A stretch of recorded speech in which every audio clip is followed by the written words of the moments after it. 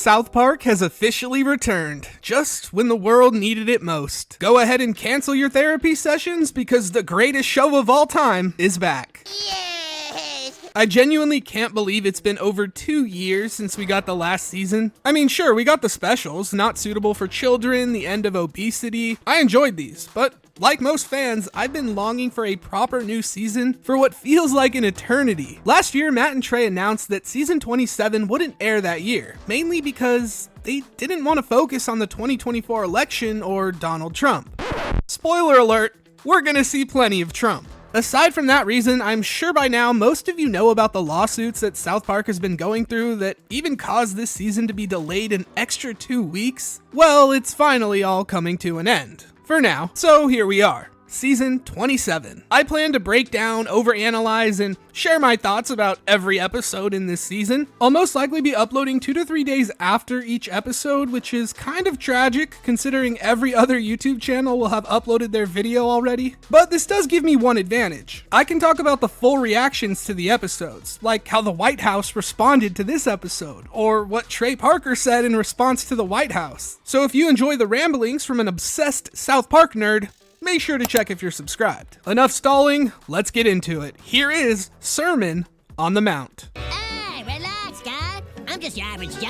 Take a rest. The episode kicks off with Cartman learning that his favorite radio show, NPR, isn't working anymore. Yeah, NPR, National Public Radio, where all the liberals and whine about stuff, something's wrong with it. Leanne tells Cartman that the president had NPR canceled, which, of course, enrages him. He goes on to rant about it to his friends, claiming the government can't do this. What show will they cancel next? This feels like one of their self-aware jokes, maybe even a little foreshadowing for the storm that this episode might cause. Cartman goes on to say that everyone is changing, and it seems like even woke stuff is off limits now. Yeah, Cartman is upset because people are becoming less woke. Now everyone rips on the Jews and it's totally fine, huh, Kyle? We're not even 2 minutes into the new season and Kyle is already completely done with Eric. PC Principal calls for a mandatory assembly, which gets Cartman pretty excited, hoping that PC Principal will knock some sense into people and bring back political correctness. He proceeds to tell the school that there's only one thing that can bring back normalcy in these corrupted times: Jesus Christ. What? Yeah, this is coming from the character that was literally created to satirize political correctness. You just use a term that excludes women from an occupation? He decides to change his name to Power Christian Principal. We then meet our old pal Jesus, who mumbles some random scripture, and everyone is just sat there confused. In the next scene, Stan casually tells his parents that Jesus showed up to his school. Randy replies that he doesn't think Jesus is allowed to be in schools, and he needs to talk to someone about this. Who is that someone? ChatGPT, of course. Then you're probably right to be concerned. It's good you're looking out for your son's education. I love this scene so much. It shows that with the increase in AI usage, there's always going to be people who abuse it for literally everything. It's meant to be a tool, but there's people who want to use it like Randy to tell them whether or not they should be mad about something. You know, instead of just talking to his wife who's laying right next to him. The next day, Cartman is in full panic mode, realizing that if PC Principal has changed, that means woke is officially dead. Everyone hates the Jews? Everyone's fine with using gay slurs? Oh, well, that's not good. Now, why would Cartman be so concerned about this? I mean, we're talking about the same kid who wanted to reform the Nazi party after all. We'll find out a little bit later, but if you understand Cartman's narcissism, you probably have a pretty good idea already. Meanwhile, the adults of South Park are not happy about the current state of the country, especially the president. Even the Republicans and people who voted for him are now expressing their anger. They decide that they need to take action immediately, and they start rioting on their way to the president. What the hell do you think you're doing, Garrison? It's revealed that Garrison is no longer the president. I don't know about you guys, but this was a massive sigh of relief for me. Garrison is one of my favorite characters in the show, and his Trump era was just not it. I think that Matt and Trey really believed Hillary was gonna win 2016, so Garrison as Trump was only supposed to be a couple episodes. Then Trump actually won, and it essentially ruined one of the best characters in the show for years. Maybe that's a hot take, I don't know, I just hope to see more of the original Garrison. Anyways, the question now is, if Garrison's not the president anymore, then Who's the retarded in the White House. The next scene cuts to the Prime Minister of Canada, barging into the Oval Office, furious about tariffs. He goes on to tell the president he's acting like some sort of dictator in the Middle East. Hey, relax, guy. I'm just your average Joe. Take a rest. Yeah, they did it. They actually did it. Saddam Hussein returns as President Trump. And if that exact line sounds familiar to you, well, that's because they used it about 27 years ago. Hey, relax, guy. I'm just your average Joe. Take a rest. Last year, Matt and Trey said they had run out of ways to satirize Trump, but that turned out to not be true. Either way, this is infinitely better than Garrison being Trump. The Prime Minister says that the people of Canada will not be devalued by these ridiculous tariffs. Trump Hussein responds by threatening to bomb him, like he did to Iraq. When he's corrected that it was actually Iran, he then gives us another iconic line that dates back to season 2. Iran, Iraq, what the hell's the difference? Relax, guy. Iran, Iraq, what the hell's the difference? Relax, guy. Completely unbothered by the Prime Minister, he takes a stroll through the White House and we get our first small wiener joke. Where's my so small? But that's the size it is in the photo. He then threatens to sue the painter for fake news, which is something Trump still enjoys doing for some reason, even though he's already won the presidency. To make the nostalgia even greater, we are also reunited with the iconic character Satan, otherwise known as Saddam Hussein's ex-lover. He appears to be in another abusive relationship.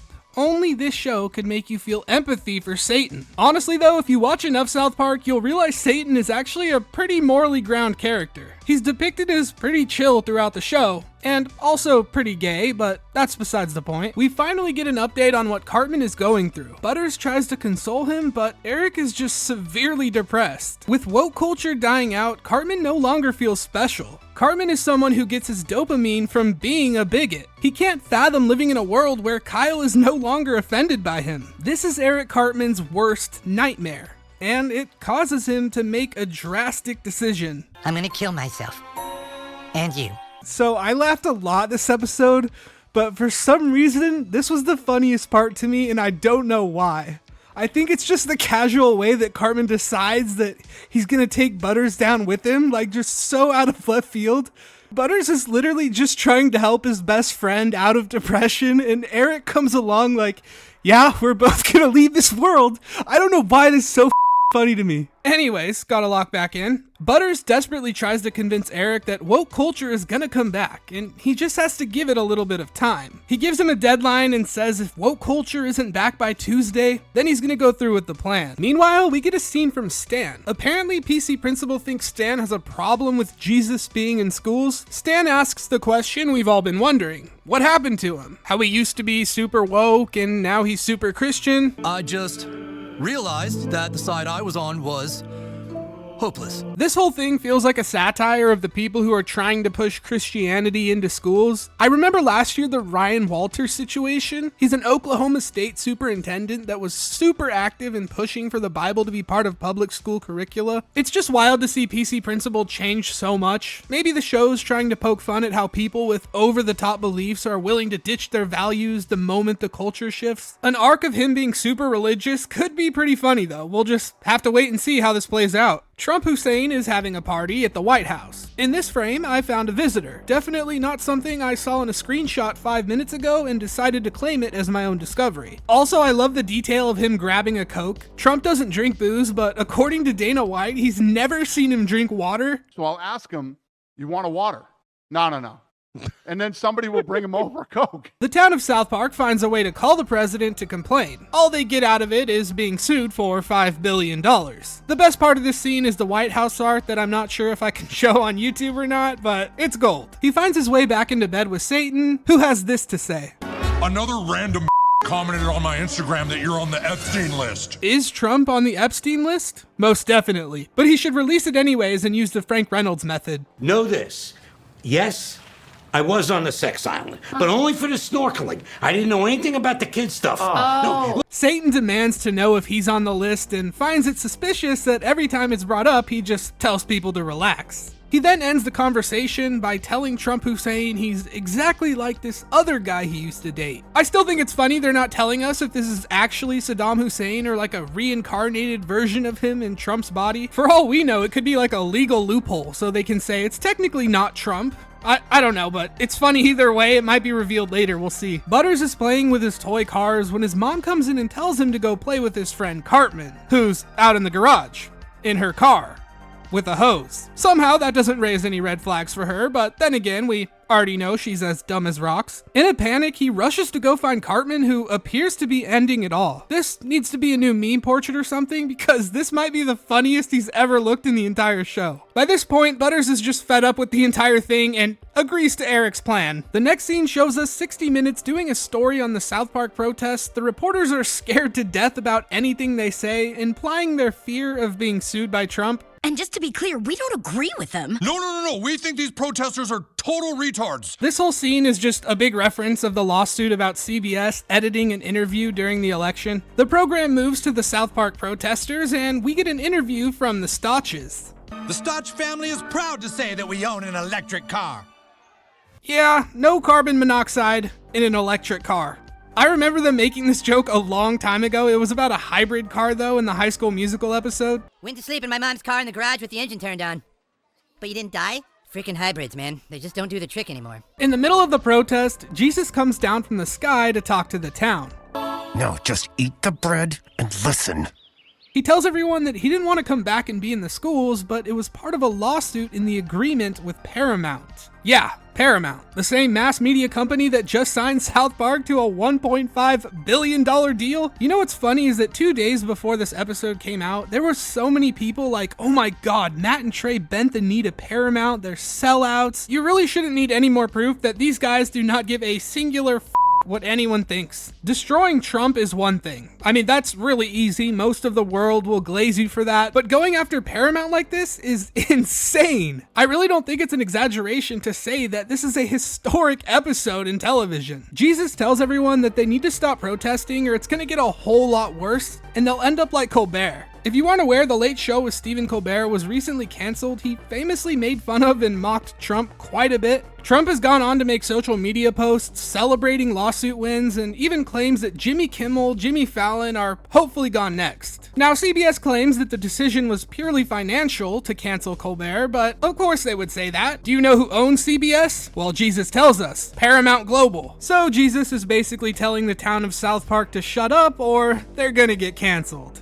Yeah, you don't need that one explained to you. Gerald, being a lawyer, gets the president to settle the lawsuit. Instead of $5 billion, it's only $3.5 million. There's just one catch. They have to do pro-Trump messaging. We then get one of the funniest live-action scenes in the show's history. Except it's not really live-action, it's deepfake AI. Something a shocking amount of people don't know is that Trey Parker and Matt Stone actually own a deepfake web series called Sassy Justice. Do you recognize this voice? Watching Channel 9, Cheyenne, Wyoming.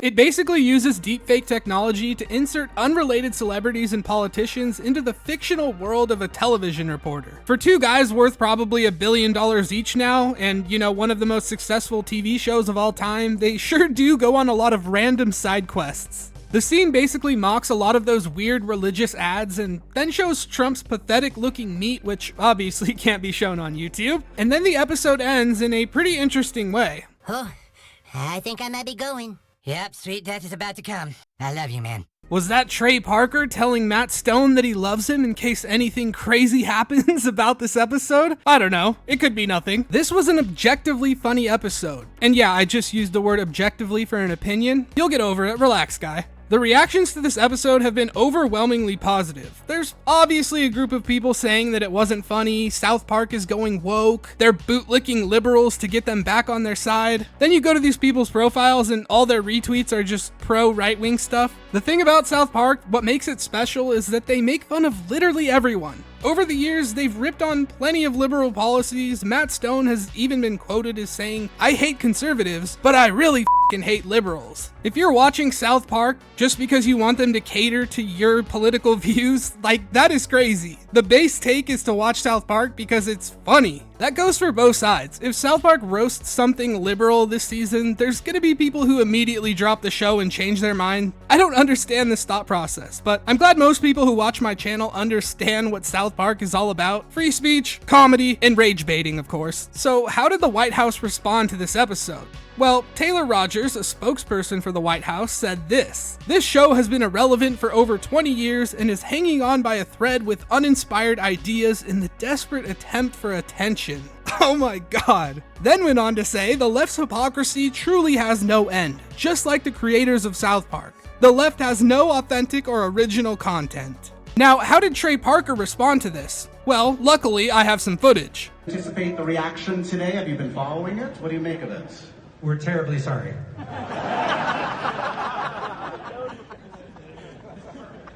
Fair enough, fair enough. Yeah, he doesn't care at all.